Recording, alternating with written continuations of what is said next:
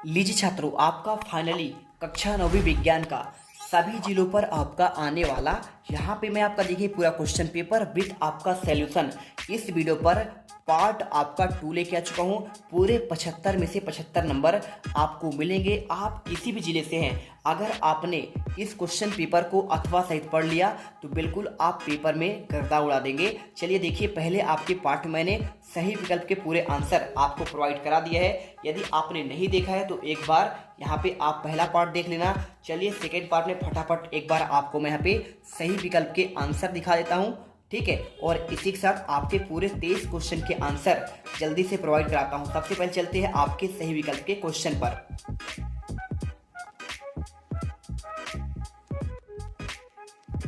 पदार्थ की कितनी अवस्थाएं होती है, तो आपको आंसर आपको 3 लगाना है। सेकंड क्वेश्चन देखिए, एक कोशिकी से 2 कोशिकी का बनना कहलाता है, तो आपको देखिए आंसर कोशिका आपका विभाजन करना है।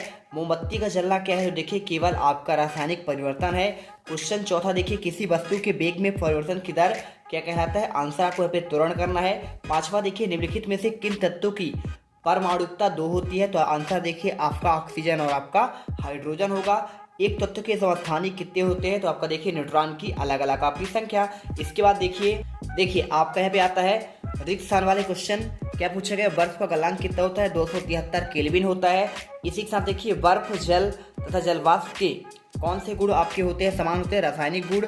समसूत्री विभाजन में कौन सी कोशिकाएं होती है, तो आपका कायिक हो जाएगा।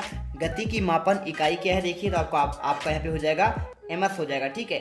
आप यहाँ पे देख सकते हैं इन सभी का आंसर। देखिए क्वेश्चन आपका जो दो दिया ना रिक्त स्थान वाले क्वेश्चन, तो इसका आंसर देखिए आपको यहाँ पे देखने को मिल जाएंगे। पूरे क्वेश्चन का आंसर देखिए, इसका रासायनिक, तीसरे का आपका कायिक, चौथे का आपका एम मीटर प्रति सेकेंड, चौथे का आंसर देखिए बहुपरमाणुक आयन, और पांचवे का आंसर आपका यहाँ पे परिवहन हो जाएगा। इसके बाद देखिए आपका यहाँ पे सही जोड़ी आता है। इसके अगर मैं आंसर की बात करूं तो आपको देखिए आंसर आपको यहाँ पे ये मिल जाएगा, ठीक है। ये आपका आंसर पूरा लगा हुआ है, आप चाहो तो यहाँ से कर लो, कोई दिक्कत नहीं, जहां से आपका मन करे कर लीजिए।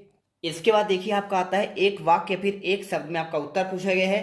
तो अगर देखिए इसका आंसर की बात करूं मैं, तो सभी के आंसर देखिए पूरे 6 के 6 क्वेश्चन के आंसर आपको जो है यहाँ पे सामने दिए गए हैं। 300 केल्विन तापमान का डिग्री सेल्सियस में क्या मान होगा, तो आपका 27 डिग्री। और वह विलयन जिसमें विलेय पदार्थ की मात्रा संतृप्त स्तर से कम होती है, असंतृप्त। और कोशिका सिद्धांत वाले वैज्ञानिक का नाम क्या है, स्लीडन एवं सॉन हो जाएगा। और लाल रुधिर कणिकाओं का जीवन काल कितने दिन होता है, तो आपका 120 दिन। एक गाड़ी का ओडोमीटर किसका मापन करता है, तो आपका चली गई दूरी का। और एवोगैड्रो संख्या का मान क्या होता है, तो 6 पॉइंट देखिए आपका ये आपका सही आंसर हो जाएगा। अगर चाहो तो आपका आंसर यहाँ भी आपका लिखा गया है, ठीक है, तो चाहो तो आप यहाँ से कर लीजिए। इसके बाद देखिए सत्य असत्य वाले क्वेश्चन का आंसर आपको ये दिया गया है। गैसीय अवस्था में कणों की गति अनियमित और अत्यधिक तीव्र होती है, आपका सत्य होगा। मिश्रण एक अधिक अनिश्चित पदार्थ मिले होते हैं, आपका सत्य है। कोशिका का जीवन का संरचना और आपका कार्यात्मक इकाई नहीं है, तो आपका असत्य हो जाएगा। वेग में परिवर्तन की दर आपका क्या औसत वेग कहलाता है, असत्य है। और कैल्शियम पर परमाणु द्रव्यमान क्या आपका 40 होता है, आपका सत्य है। रक्त और प्लाज्मा संवहनी संयोजी ऊतक है, आपका ये सत्य होगा। तो आप देखिए यहाँ पे आंसर आपको ये पूरे मिल जाएंगे। इसके बाद चलते देखिए क्वेश्चन नंबर 6, ठोसों की अपेक्षा में द्रवों में विसरण की दर अधिक क्यों होती है और उधर पतन कैसे कहते हैं। इसके अगर मैं आंसर की बात करूं, देखिए क्वेश्चन 6 का आंसर आपको यहाँ पे ये मिल जाएगा, ठीक है। तो आप क्वेश्चन 6 का आंसर आप यहाँ देखिए, ठोसों की अपेक्षा द्रव्यों में विसरण की दर अधिक होती है। ऐसा इसलिए है क्योंकि द्रव अवस्था में पदार्थ के कण स्वतंत्र रूप से गति करते हैं, और ठोस की अवस्था द्रव के कणों में रिक्त स्थान आपके अधिक होते हैं। उधरपातन देखिए 6 का क्वेश्चन, उधरपातन की प्रक्रिया में द्रव अवस्था नहीं होती है, परंतु उधरपातन वह प्रक्रिया है जिसमें किसी ठोस पदार्थ को गर्म करने पर सीधे द्रव में ठंडा होने पर आपका अवस्था में आ जाता है, ठीक है। जैसे कपूर और आपका नेफ्थलीन हो जाएगा। बिल्कुल टेंशन मत लीजिए, हर जिले पर आपको यहाँ से क्वेश्चन देखने को मिलेगा, अथवा सहित आप पढ़ते जाइए। परमाणु से क्या समझते हैं, परमाणुविक आयन क्या कहलाता है, देखिए आंसर आपको हो जाएगा। परमाणु होता है वह कण जिसे छोटे कण में विभाजित ना किया जा सके। यदि आप चाहते हैं इसका PDF, तो आपको टेलीग्राम इस वीडियो के कमेंट बॉक्स में दिया है, जाकर डाउनलोड कर दीजिए। इसके बाद देखिए आपका यहाँ पे परमाणुविक आयन आपका हो गया। यहाँ पे देखिए आपका ये हो जाएगा, बहुपरमाणुविक आयन की बात कर रहा है, तो आंसर देख लीजिए आपका ये है, ठीक है। इससे आपका बहुपरमाणुविक आयन परमाणु के समूह नेट पर विद्यमान आवेश आपका होता है, बहुपरमाणुविक आयन होता है, ठीक है। जैसे उदाहरण आपका लिखा है अमोनियम NH4। सल्फेट आपका हो जाएगा। 8वां देखिए, गर्मियों में हमें किस प्रकार कपड़े पहनने चाहिए, ये क्वेश्चन आपका पूछा गया है। सिंपल सा क्वेश्चन है, देखिए आपको यहाँ पे मिल जाएगा। 2 या 2 से अधिक धातुओं के समांगी मिश्रण को मिश्र धातु कहते हैं, ठीक है, ये कर लीजिए। मिश्रण और देखिए यौगिक में आपका अंतर पूछा गया है। तो अगर देखिए यहाँ का आपका जो गर्मियों वाला क्वेश्चन है ना, इसका आंसर देखिए आपका यहाँ पे ये था, तो आप इसे कर लेना। और इसके बाद देखिए क्वेश्चन आपका पूछा गया है मिश्रण और यौगिक में अंतर पूछा गया है। सिंपल सा क्वेश्चन है, कोई दिक्कत है नहीं।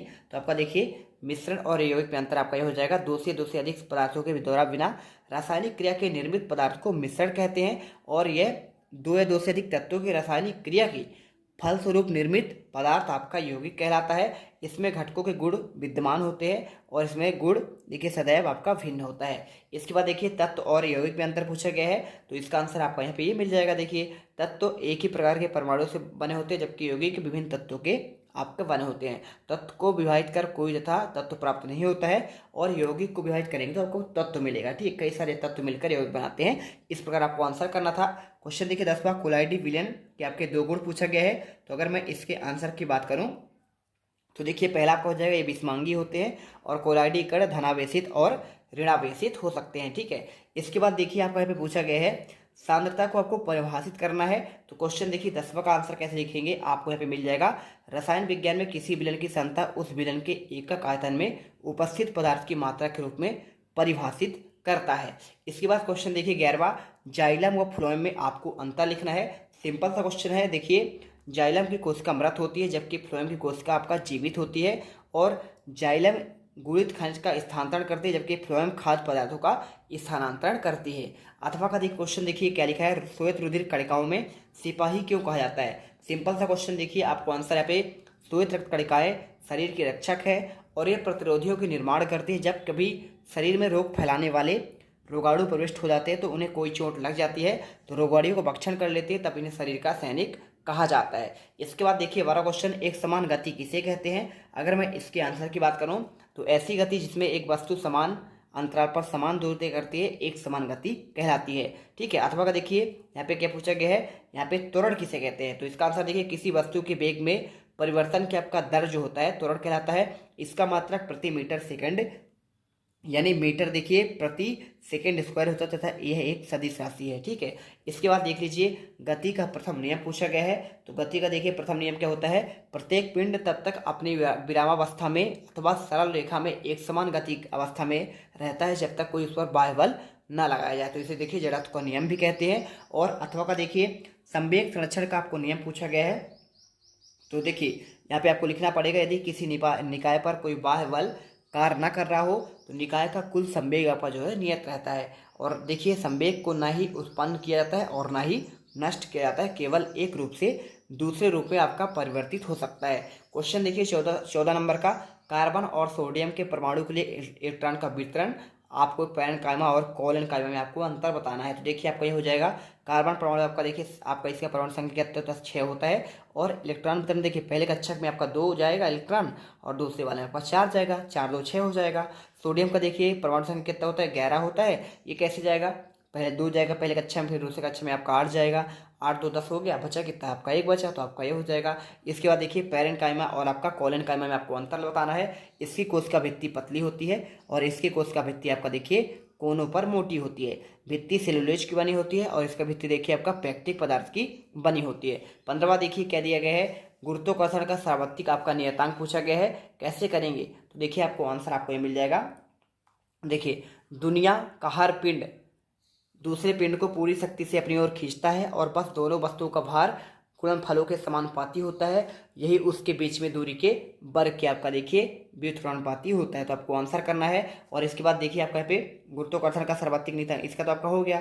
इसका देखिए क्यों कहता है, तो न्यूटन के गुरुत्वाकर्षण के नियम के अनुसार सार्वभौमिक माना जाता है क्योंकि पूरे ब्रह्मांड पर लागू माना जाता है। और ऐसा इसलिए कहा जाता है क्योंकि द्रव्यमान वाले सभी पिंडों जैसे सूर्य, चंद्रमा, पृथ्वी या सेब पर लागू होते हैं और पिंड एक ही नियम द्वारा शासित होंगे जो न्यूटन के गुरुत्वाकर्षण की आपका नियम कहलाती है। 16वां देखते हैं। देखिए विभाज्योतक कोशिकाओं की 2 आपको विशेषताएं बतलानी है। क्या आपको आंसर देना देखिए, या फिर आपका रक्त के 2 कार पूछा गया है। तो देखिए विभाज्योतक की कोशिकाएं पतली भित्ति, सघन कोशिका द्रव और स्पष्ट केंद्रक वाली रिक्तियां विहीन होती है। आपको ये उत्तर लिख देना है। अथवा का देखिए आपका यहाँ पे पूछा गया है आपका रक्त के बारे में। देखिए रक्त शरीर के ऊतकों की ऑक्सीजन और आवश्यक पोषक तत्व जैसे वसा, शर्करा, खनिज और विटामिन पहुंचाता है। रक्त कार्बन डाइऑक्साइड को फेफड़े तक ले जाता है और रक्त देखिए अपशिष्ट उत्पादों को शरीर से बाहर निकालने के लिए भी किडनी तक ले जाता है। तो ये आंसर हो गया। संसूत्री विभाजन किसे कहते हैं? तो देखिए आपको आंसर लिखना है, संसूत्री विभाजन ऐसे विभाजन जिनमें बनने वाली पुत्री कोशिकाओं में गुणसूत्रों की संख्या मात्र कोशिकाओं के समान हो, उसे कहते हैं समसूत्री विभाजन। बर्फ का टुकड़ा जल पर क्यों तैरता है? ये क्वेश्चन आपको पूछा गया है। तो बर्फ पानी पर इसलिए तैरता है क्योंकि बर्फ का घनत्व पानी के घनत्व से कम होता है। जब बर्फ का टुकड़ा पानी में डाल दिया जाता है तो उसका भार उसके द्वारा हटाए गए भार के आपके भार से कम होता है। ठीक है, इसके बाद देखिए आपका यहाँ पे क्वेश्चन, आपका जो अगला क्वेश्चन देखिए आपका दिया गया है 18वां। इसमें देखिए क्या पूछा गया है, अंतः प्रद्रव्य जलिका के 3 कारक पूछा गया है। तो देखिए आपको आंसर कैसे लिखना है। खुरदुरी अंतर्द्रव्य जलिका के ऊपर राइबोसोम पाए जाते हैं जो प्रोटीन संश्लेषण का कार्य करते हैं। और इसी के साथ देखिए चिकनी अंतर्द्रव्य जलिका एसियर वसा और लिपिड अणुओं को बनाने में सहायता करती है। और कोशिका द्रव्य में विभिन्न क्षेत्रों में मध्य कोशिका गर्भ के लिए देखिए केंद्रक के मध्य आपका मुक्ता प्रोटीन के परिवहन के लिए नलिका के रूप में कार्य करता है। इसके बाद देखिए आपका यहाँ पे अमीबा में भोजन कैसे प्राप्त करता है? तो देखिए आपको आंसर आपको यहाँ पे मिल जाएगा। अमीबा एंडोसाइटिस प्रक्रिया द्वारा बाह्य वातावरण में अपना भोजन प्राप्त करता है और इसकी प्लाज्मा झिल्ली के अंदर मुड़कर कप के आकार का गड्ढा बना लेती है जिसमें भोजन प्रवेश कर जाती है। इसके बाद यह खाद्य धान्य के रूप में आपका ले लेता है। इसके बाद देखिए माइटोकॉन्ड्रिया कोशिका का बिजली घर क्यों कहा जाता है? तो देखिए माइटोकॉन्ड्रिया में एंजाइम होते हैं जो भोजन पदार्थों को ऑक्सीकरण करके ऊर्जा का आपका निर्माण करते हैं। एटीपी के रूप में एकत्र होती है और ऊर्जा बहुत सी जैविक प्रक्रियाओं में काम आती है। अतः माइटोकॉन्ड्रिया को ऊर्जा का यहाँ पे बिजली घर कहा जाता है। अथवा क्वेश्चन देखिए आपको यहाँ पे कोशिका को जीवन की संरचनात्मक और आपका क्रियात्मक इकाई क्यों कहा जाता है? तो अगर मैं इसके आंसर की बात करूं तो देखिए आपको यहाँ पे ये आपको मिल जाएगा। कोशिका सभी जीवों की मूल इकाई होती है और इसकी रचना अनेक कोशिकाओं के द्वारा होती है। कोशिकाओं की आकृति आकार उनके विशेष कार्यों के अनुरूप होता है। कोशिकाओं के कारण ही कई कोशिका जीवित रहती हैं और सभी कार्य करती हैं, इसलिए कोशिका को जीवन की संरचनात्मक और आपका क्रियात्मक इकाई भी इसे कहा जाता है। क्वेश्चन देखिए आपका जो 20वां दिया गया है, अणु और परमाणु में आपका अंतर पूछा गया है, यानी एटम और आपका अणु में अंतर। और या फिर डाल्टन का परमाणु सिद्धांत के 3 आपको विशेषता बतलानी है। तो देखिए आपको ये हो जाएगा, वे किसी तत्व के सूक्ष्मकण होते हैं जैसे स्वतंत्र रूप से पाए जाते हैं और नहीं भी पाए जाते हैं। कौन से? आटम, यानी आपका परमाणु। अणु देखिए ये एक समूह होता है जो एक बंधन द्वारा साथ आते हैं और इसके अलावा किसी यौगिक की सबसे छोटी इकाई भी होती है। ठीक है, यानी अगर तोड़ा जाए किसी यौगिक को तो यहाँ पे आपका सबसे छोटा इकाई आपका यहाँ पे अणु होता है और अगर अणु तोड़ेंगे तो आपका यहाँ पे परमाणु मिलेगा। वे स्वतंत्र रूप से अस्तित्व में भी हो सकते हैं और नहीं भी। ठीक है, और ये स्वतंत्र अवस्था में आपका मौजूद होते हैं। ठीक है, इस प्रकार आपको लिखना है। इसके बाद देखिए 20 का क्वेश्चन आपको यहाँ पे देखिए डाल्टन के आपका परमाणु आपका जो आपका नियम है ना, इस पर आपका 3 बताने हैं। देखिए परमाणु सिद्धांत के 3 विशेषता। तो देखिए पहला आपका हो जाएगा, परमाणु को विभाजित नहीं किया जा सकता। किसी भी रासायनिक अभिक्रिया के दौरान परमाणु को न तो उत्पन्न किया जा सकता है और ना ही इसे नष्ट किया जाता है। किसी एक तत्व के सभी परमाणु आकार, द्रव्यमान आदि गुणों को एक दूसरे के समान होते हैं। और इसी के साथ देखिए आपका यहाँ पे पादप कोशिका और इसका नामांकित चित्र भी बनाना है या फिर आपका जंतु कोशिका का नामांकित चित्र बनाना है। आंसर कैसे लिखेंगे देखिए मैं आपको बता रहा हूँ यहाँ पे। तो देखिए आपको यहाँ पे आंसर जो है आपको ये चित्र बनाना है। केंद्रक हो जाए, कोशिका द्रव हो जाए, गाल्गी इकाई, कोशिका भित्ति, प्लाज्मा झिल्ली, क्लोरोप्लास्ट। आपको इस प्रकार से आपको पूरा चित्र बनाना है और आपको इसमें लिखना भी पड़ेगा। रिक्तिका, माइटोकॉन्ड्रिया, अंतःप्रद्रव्य जलिका, पादप कोशिका को लिख देना है चित्र पे और गाल्गी इकाई, आपको ये सारी चीज़ें लिखना है। देखिए अब आपको जंतु कोशिका का नामांकित चित्र बनाना है तो बिल्कुल आप तो अथवा से पढ़ लीजिएगा, इससे बाहर क्वेश्चन आपका जाएगा ही नहीं। ठीक है, ये आपका देखिए जंतु कोशिका का प्लाज्मा झिल्ली आपको यहाँ पे दिया गया है, सेंट्रोसोम दिया है, गाल्गी इकाई दिया है, कोशिका द्रव्य, माइटोकॉन्ड्रिया, अंतःप्रद्रव्य जलिका, केंद्रक, क्रोमैटिन और अंतःप्रद्रव्य जलिका, रिक्तिका और आपका राइबोसोम, केंद्रक छिद्र, केंद्रक झिल्ली और आपका केंद्रक। ठीक है, और आपका ये देखिए गाल्गी इकाई है। तो इस प्रकार आप आंसर कर लेंगे।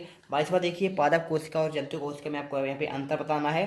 ठीक है, 4 अंतर देखिए। पादप कोशिका में पादप देखिए पादपों में पाई जाती है, जबकि जंतु कोशिका आपका जंतुओं में पाई जाती है। पादप कोशिका में कोशिका भित्ति उपस्थित होता है और जंतु कोशिका में कोशिका भित्ति उपस्थित नहीं होता है। और पादप कोशिका हरित लवक पाए जाते हैं, पाए जाएंगे बिल्कुल, और जंतु कोशिका में हरित लवक नहीं पाए जाएंगे। पादप कोशिका में बड़ी रिक्तिकाएँ होती हैं और जंतु कोशिका में छोटी रिक्तिकाएँ आपकी होती हैं। इसी के साथ देखिए आपका 8वां क्वेश्चन आपको ये दिया गया है आपका न्यूमेरिकल, इससे आप खाली जो है आपको ऐसे करना पड़ेगा। ठीक है, तो इसे कर लीजिएगा पूरा अच्छे तरीके से और आपका यहाँ पे तुरंत आ जाएगा 0.018 प्रति देखिए मीटर प्रति सेकेंड स्क्वायर। ठीक है, और 23वां देखिए निम्नलिखित तापमान को सेल्सियस में आपको चेंज करना है। चेंज कैसे करेंगे देखिए, तो यहाँ पे चेंज करेंगे 300 केल्विन को देखिए तो क्या हो जाएगा 300 केल्विन 273 माइनस करेंगे 27 डिग्री आ जाएगा। और सेल्सियस को देखिए कैसे आपको बदलना है, 573 को देखिए 273 माइनस करेंगे तो 300 डिग्री आपका पे आंसर निकल कर आ जाएगा। तो इसका आपका देखिए 300 डिग्री यानी कितना आ जाएगा, देखिए 300 डिग्री, इसका आपका 27 आपका डिग्री सेल्सियस आ जाएगा। वाष्पीकरण की दर को प्रभावित करने वाले कारक बताने हैं, तो यहाँ पे आपको आंसर देखिए आपको यहाँ पे ये मिल जाएगा।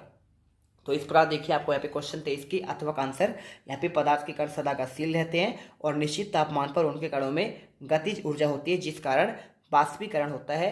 निम्नलिखित कारकों में इनकी दर प्रभावित होती है। तो इस प्रकार पूरा आंसर देखिए पहला पॉइंट, दूसरा पॉइंट, तीसरा पॉइंट और आपका चौथा पॉइंट में आंसर कर देना है। ठीक है, तो हमने देखिए पूरा आपको यहाँ पे आंसर हमने आपको प्रोवाइड करा दिया है और आई होप आपने हर एक क्वेश्चन का आंसर यहाँ पर आपने देख लिए है और बेहतरीन तरीके से आप पूरे 75 में से 75 नंबर ला सकते हैं। यहाँ पे 20 सितंबर के पेपर में मिलते हैं नेक्स्ट वीडियो पर। इससे पहले वीडियो को लाइक कर दीजिएगा, चैनल को आपको सब्सक्राइब जरूर कर लेना है। जय हिंद, जय भारत।